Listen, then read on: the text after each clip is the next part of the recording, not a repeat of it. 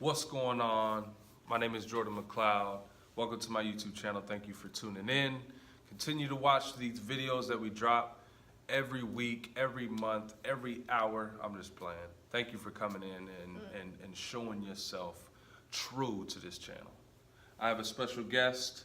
She's been on the videos, past videos. If you've been watching them, this is Lauren Mayo. Hi guys. AKA Dr. Mayo. What's going on with you? What up, though? Oh, okay. You chilling, you chilling, you chilling? Yeah, I'm chilling. That's Okay. great. All right. Cool. Well, the conversation that we're going to have for you guys right now is basically something that maybe a lot of you guys has probably battled. I know that I've battled with this in my past, and it's been a giant in my life, and even in my walk with Jesus, sadly to say.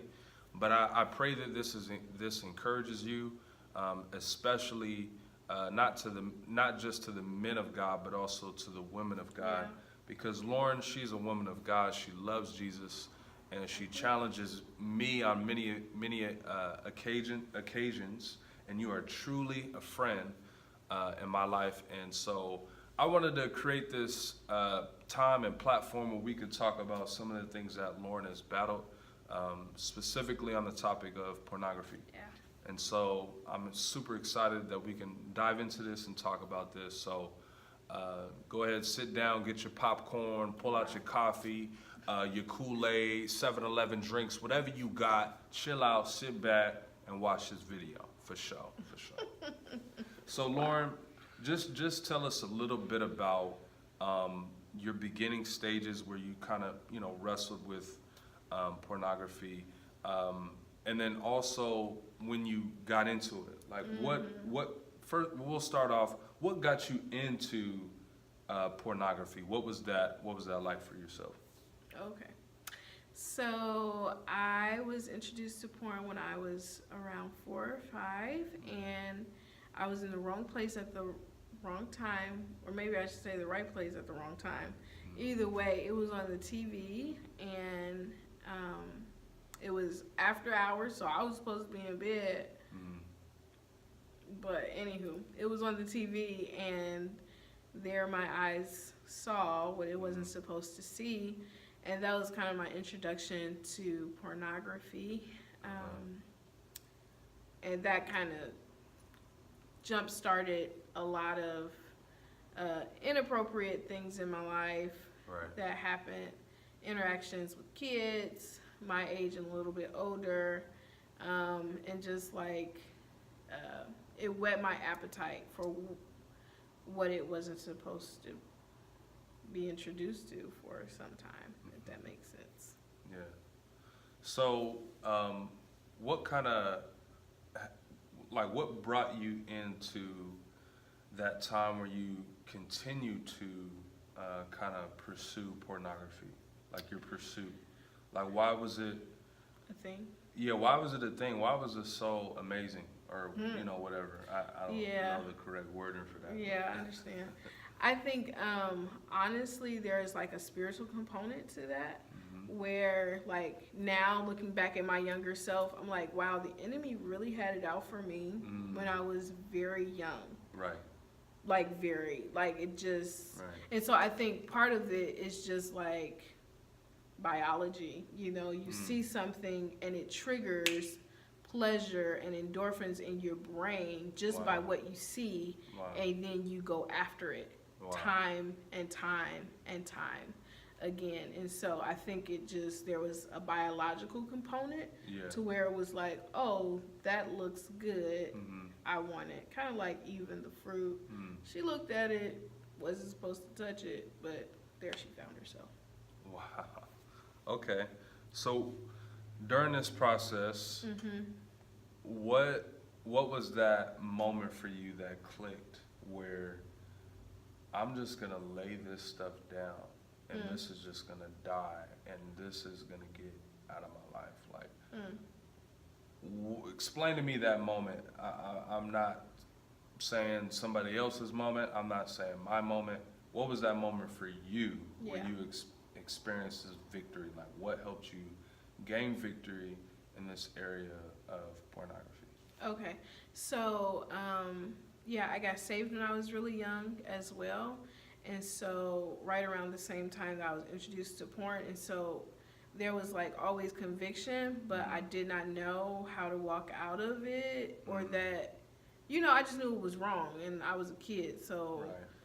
the way we come to conclusions is just very interesting. But right around the time I was 17, 18 years old, that's Right. when I started having conversations with the Lord about pornography, and I Right. just didn't want to be a slave. Mm. Like, I just did not want to be a slave, and I knew that I knew it was an addiction because I would find any way or any reason to watch it.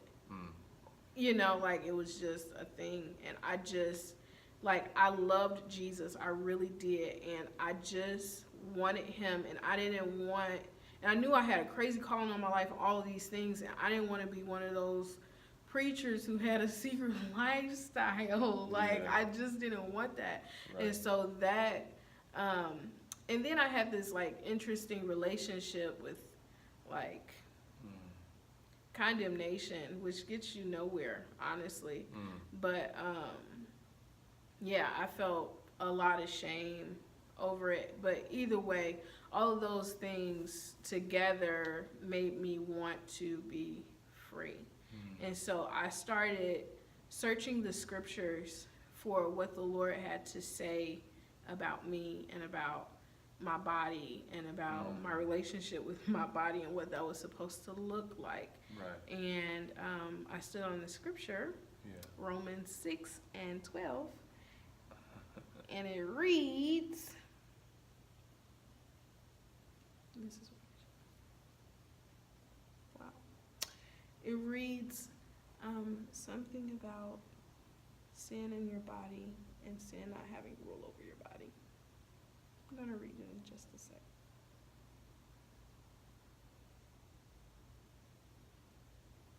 Therefore, do not let sin reign in your mortal body, that you should obey it in its lust. And do not present your members as instruments of unrighteousness to sin, but present yourselves to God as being alive from the dead, and your members as instruments of righteousness to God.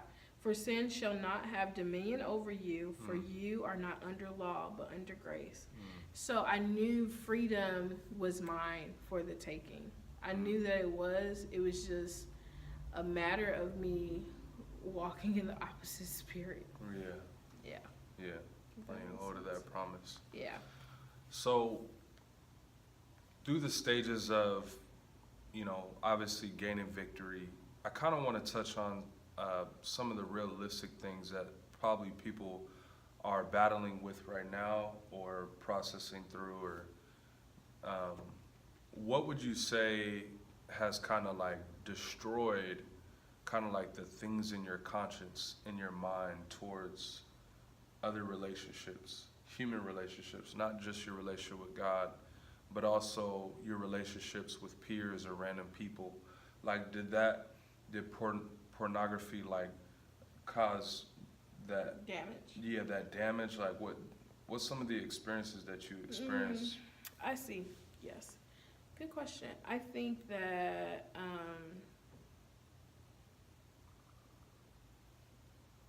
yeah, pornography definitely, and just like the whole spirit of lust, it'll have you viewing yourself in relationship to others in a way that is very inappropriate. So, like, definitely when I was younger, like, I would say my attraction was with girls and boys.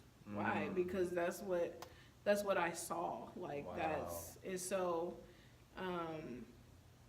and I knew that it wasn't right, but it just was what it was, because those were the images that I saw, and so that is what I was attracted to. Wow. Outside of like this fantasy world, like, but in reality.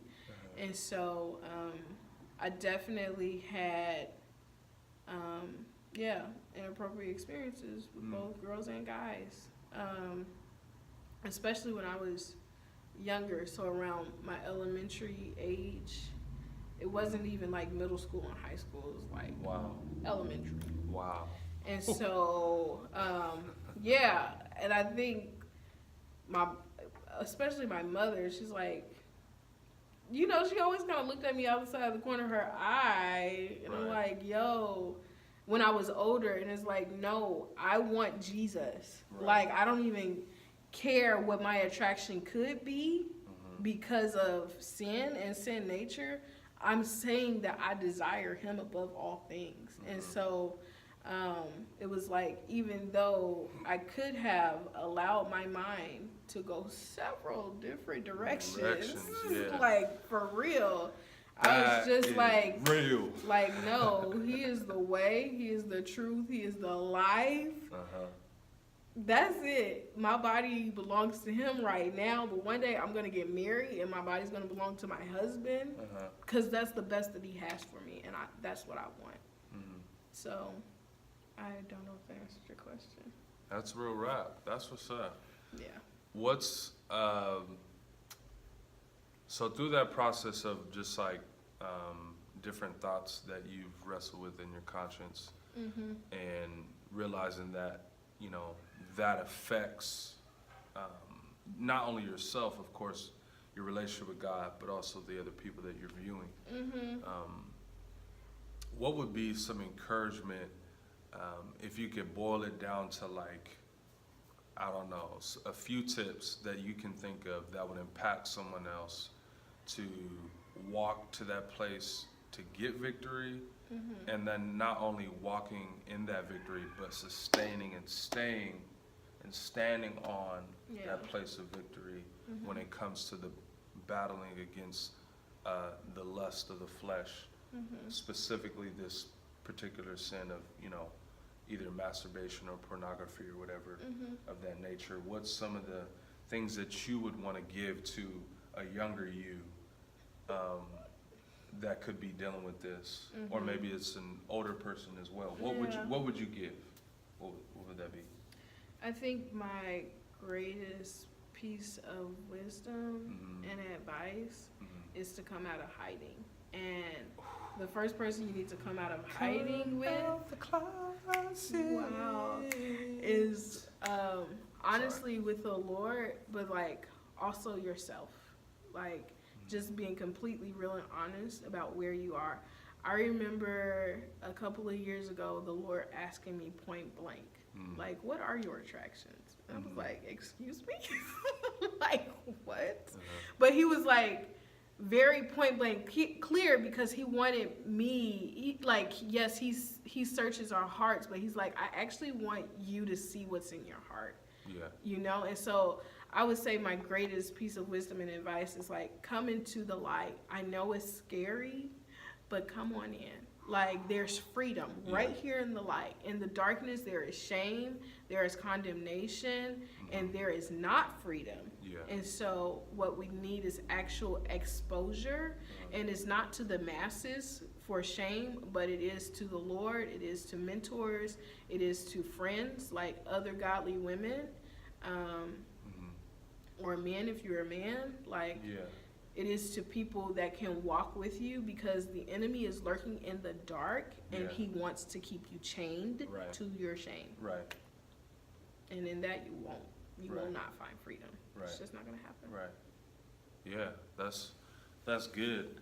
And I would even add too, just with my experience, the ways that I've obviously gained victory and stayed in and staying in that place in victory, because it's so easy to, you know, you get released from something, but you come back into it.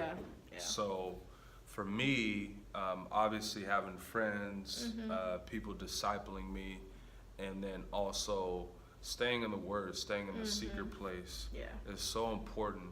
And having all those 4 corners, 5 corners, or different tool belts to stay in that place of constantly seeing the power of the Word washing over my mind and my conscience. Yeah. And so God wants to he wants to do a work in us and through us. So that's so powerful that you opened up and about that. But I think one of the biggest things that you just mentioned of that one key, the first thing you mentioned was coming to the light. And so many times in our relationship with God, we'll come to the light before God. Obviously, that's good.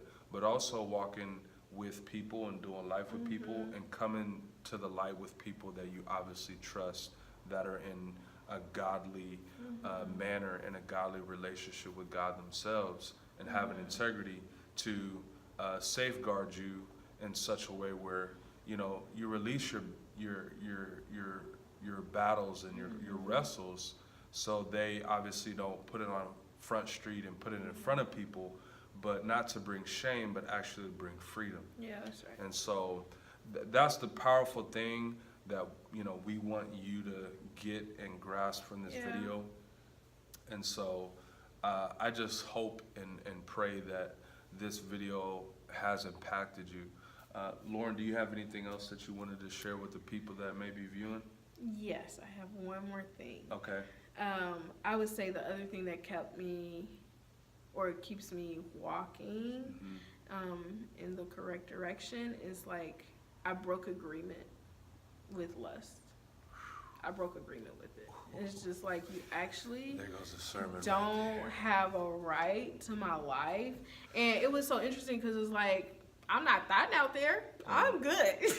You know what I'm saying? Like, Jesus, I'm getting older and older. So what are you gonna do? It's like either wipe me up or else. And it's like, no, I break agreement with the spirit of lust, and it doesn't have a right to me or to my members at any age or stage in my life. That's good. And so I think as believers, as believing women and men, we just cannot come into agreement in that area or give ourselves excuses as to why we do what we do as if it's okay. It's just not okay. Yeah. So.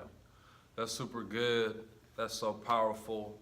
We can sit here and chop it up for 38 hours. Yeah.